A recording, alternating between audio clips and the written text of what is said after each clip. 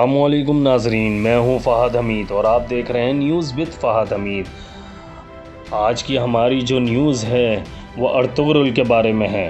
Ertugrul Ghazi Usmani سلطنت کے اولین سلطان عثمان کے والد تھے۔ مزید ویڈیو میں آگے بڑھنے سے پہلے ہمارے چینل کو سبسکرائب کیجئے، بیل آئیکن کو پریس کیجئے اور ویڈیو پسند آنے پر لائک کر دیجئے گا۔ ناظرین، آپ کو بتاتے چلے ارطغرل کے معنی کیا ہیں۔ ارطغرل ترکی زبان کا لفظ ہے اور دو لفظوں یعنی اور طغرل سے مل کر بنا ہے۔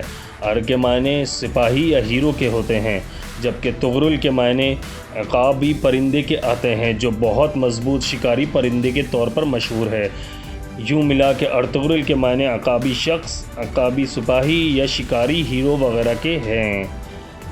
وفات کی بات کی جائے تو 1280 ترک اوغوز کے شاہ قائ قبیلہ کے سردار سلیمان شاہ کے بیٹے اور سلطنت عثمانیہ کے بانی عثمانی اول کے والد تھے۔ ولادت کا زمانہ سن 1191 کے آس پاس ہے، جبکہ سن وفات 1281 بتائی جاتی ہے اور مدفن اناطولیہ کے شہر سوغوت میں واقع ہے۔ سوغوت جو ہے وہ ترکی کو کہا جاتا ہے، موجودہ دور میں وہ ترکی ہے۔ ارطغرل غازی ایک بہادر، نڈر، بے خوف، عقل مند، دلیر، ایماندار اور باروق سپاہی تھے۔ وہ ساری عمر سلجوقی سلطنت کے وفادار رہے۔ سلطان علاء الدین قیقباد نے ارطغرل کی خدمات سے متاثر ہو کر ان کو سوغوت یعنی کہ ترکی اور اس کے نواح میں موجود دوسرے شہر بطور جاگیر عطا کیے اور ساتھ ہی سردار اعلیٰ کا عہدہ بھی دیا گیا۔ اس کے بعد آس پاس کے تمام ترک قبائل ان کے ماتحت آ گئے تھے۔ معتبر تاریخی حوالوں سے معلوم ہوتا ہے کہ ارطغرل کا تعلق غز ترک قبائل کی شاخ قائ قبیلہ سے تھا اور ان کا خاندان بیگ یعنی کہ سردار کہلاتا تھا۔ یہ قبیلہ عقیدتاً اہل سنت والجماعت سے منسلک اور مسلک سے حنفی تھا۔ تاریخ کی کتابوں میں ارطغرل کی زندگی کے احوال اور ان کی سرگرمیوں سے متعلق پختہ معلومات نہیں ملتی، البتہ ان کے بیٹے عثمان اول کے ڈھالے ہوئے سکوں سے تاریخی طور پر ان کے وجود کی تصدیق ہوتی ہے۔ ان سکوں میں عثمان اول نے اپنے والد کا نام ارطغرل ضرب کروایا تھا۔ اہم مجموعہ دستاویزات عثمانی کے مطابق ارطغرل ترکمانی شاہ سلیمان شاہ کے فرزند اور قائ قبیلہ کے سردار تھا، جو منگولوں کے حملوں کی وجہ سے مشرقی ایران سے بھاگ کر اناطولیہ چلا گیا۔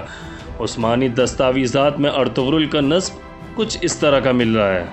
عثمانی روایت کے مطابق ارطغرل اور دیگر عثمانی سلاطین کی مجاہدانہ سرگرمیوں کی بنا پر عموماً ان کے ناموں کے ساتھ غازی کا لقب لگایا جاتا ہے۔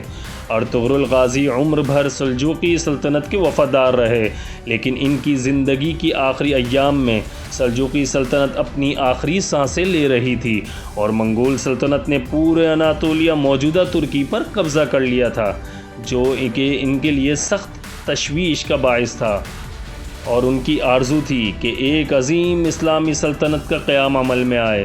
چنانچہ ارطغرل کے سب سے چھوٹے بیٹے غازی عثمان اول نے ان کا یہ خواب پورا کر دکھایا اور ایک عظیم الشان سلطنت عثمانیہ کی بنیاد رکھی۔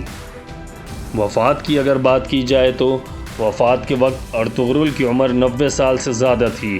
سوغوت شہر میں مدفون ہے۔ ان کی درست تاریخ وفات میں لوگوں میں اختلاف ہے۔ مشہور ہے کہ ارطغرل غازی کی وفات قائ قبیلے کے سرداری اپنے بیٹے عثمان اول کے سپرد کرنے کے بعد سوغوت شہر میں 1281 یا 1282 میں ہوئی۔ بعض دوسرے ذرائع سے پتہ چلتا ہے کہ ان کی وفات 1288 یا 1279 میں ہوئی تھی۔ اور بھائیوں، ارطغرل کی قبر کی بات کی جائے تو قبر کا نمونہ مسجد شکل کا ہے، جس پر ایک گنبد سا بنایا گیا ہے۔ اس کے اندر ارطغرل کا مقبرہ ہے، جس کے دونوں اطراف مستطیل دروازوں سے پہنچا جاتا ہے۔ مقبرے کی دیواروں، پتھروں اور اینٹوں کی 2 قطاریں ہیں۔ مزار کے اندر جنوب مغرب اور جنوب مشرقی دیواروں پر کھڑکیاں ہیں۔ اب تک کے لیے ارطغرل کی کہانی میں اتنا ہی۔ مزید انفارمیٹو ویڈیوز، انٹرٹینمنٹ اور نیوز کے لیے ہمارے چینل کو سبسکرائب کیجیے، بیل آئیکن کو پریس کیجیے اور لائک کرنا نہ بھولیے گا اور شیئر کر دیجیے گا۔ اس طرح سے آپ کے دوستوں کو بھی معلومات ملتی رہیں گی۔ شکریہ، اللہ حافظ.